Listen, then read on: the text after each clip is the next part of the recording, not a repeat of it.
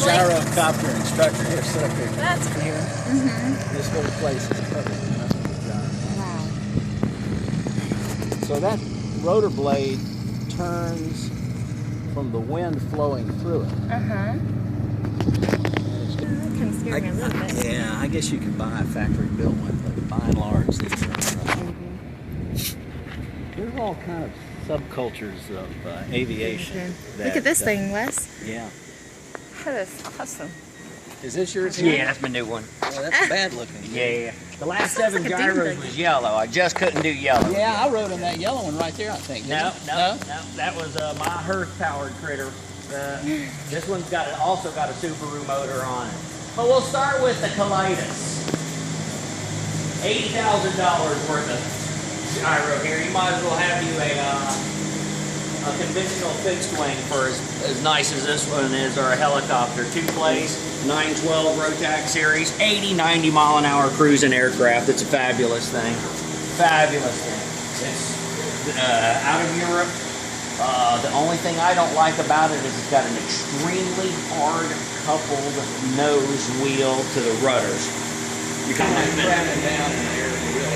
there's been 2 or 3 of them upset because of that. Right here, box off of doing a rear main seal on the motor. What is it? The Ryan Lopez of aviation. This is a very, very good flying gyro right here. This is a 2.0 Subaru. This motor never came to the United States because of its compression ratio. It never could pass emissions. This is an 80, 90 mile an hour go somewhere gyrocopter. If you want to feel good about something, you're sitting on the gas tank. Oh my lord. The seat is the gas. That is crazy. What, have you ever rode a motorcycle before? Okay, you know, seats and the gas is the same place. Gas is in the same place.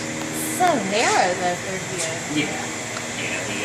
Well, you got to stop and think about aerodynamics. You got to stop the whole 9 yards. And if you look on this one right here, there's actually no mechanical device hooked to the rotor blades. Joe's the old-fashioned way. He gets up there and he goes, I want to go flying, and then he holds the stick back real far and he taxis real slow. They start coming up the speed, but he cheats a lot. What he does is he knows when I'm going out, he gets behind me and he uses my prop blast. That's a lot. My mom had to take my first gyro to the airport because I wasn't old enough. My first one I had when I was 15. Wow. And the way his gyro was set up, he was such a big guy that when I sat in the seat, I couldn't get the nose wheel down. So when we built my gyro, we moved the axle further back, me a little bit more able to push the nose wheel down, so we built my first one when I was 15. Now, was there something about the early ones with the thrust? Yes. Being too Can you imagine going up high in this thing? Huh? Can you imagine going high up in this thing? Yes. I mean, it's completely open. Right here is what gave the gyrocopter Just be using the air. stepchild name. They start getting in this pilot-induced oscillation, and they bump out of the air. I've seen 3 of them personally bump out of the air and ruin the flying and take guys out there to speed over. So once that problem was cured, Yes. how's the safety? Safety's fine. Yeah. Safety's fine. I've had to do a landing and stuff. It's unnerving the first time to take Do it. not have it. I took some parachuters up in my helicopter. It's 7,500 feet. Yeah. Over at near Zephyr Hills. That's about 7,200 feet higher than I want to go. And I almost did an auto rotation to get down. It's hard to get down. Yeah. You been skydiving?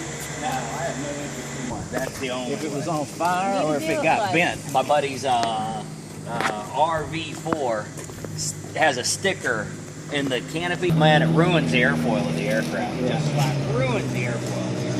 So this is a beast here. Yeah, it is. But it flies in up to 30 mile an hour crosswinds. It could care less. It could care less. Now how fast does this cruise? 80 miles per hour? Yeah, I can do 80 pretty easy in this one. The open cockpit though, you know, the skin starts flapping. 55, 60 is about all you want to do. Yeah. But yeah.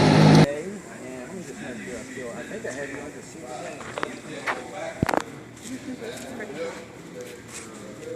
Super Dave. There it is. Same old 393-8561. Same old, same old. All right, Had I that got one you. for years. Well, we appreciate the tour. No It's problem, very guys. interesting.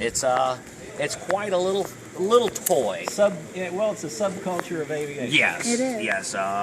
The father of it is Dr. Igor Benson, and he stumbled on a magnificent flying little aircraft, and then, like I said, Dennis Fetters in the very early '80s come along with that race car mentality. Ooh, let's put the seat down low. Let's put the motor down low. Okay, it went around the corner good, but it didn't fly worth a damn. Yeah. Well, there's a bunch of them here. You got quite a group, don't you? Yeah, we've got the biggest collection of gyrocopters in the United States right here. When we have our big Benson Day fly-in, you know, hell, if we just take all the gyros we've got here and put them out on the flight line, it's impressive. Yeah. And then when you get people that come all the way from Canada, Washington, California. Yep. Now that's a two-banger there. Yep, that's a Rotax 582. This model's out of Oregon. It's called the Sportcopter. I'll get you infected. Take you around the patch once or I twice. want to get in your new Army colored tee. Whoop-de-doo for my Subaru. Yeah, the last 7 gyros was yellow. I couldn't do it. I think the one I rode in was yellow. Yeah, it was. Yeah, and the little paint sniffing sumbitch that I had painting that thing, I told him, I said, Brian, I want it flat green like Army. And he's looking at me funny. What? Flat? Man, we just paid $300 worth of paint that they spend so much time and money making it glossy. Why do you want it flat? It's because that's how Army stuff is. It's flat green. Well, I guess I could buy this one agent and flatten it out a little bit. And I knew he was screwing me over then. He just put a little bit in it. And when it was done, it was so dang glossy. I wanted it flat. Army green. Now, where do you live? About 30 minutes out of Wake Fort Lonesome.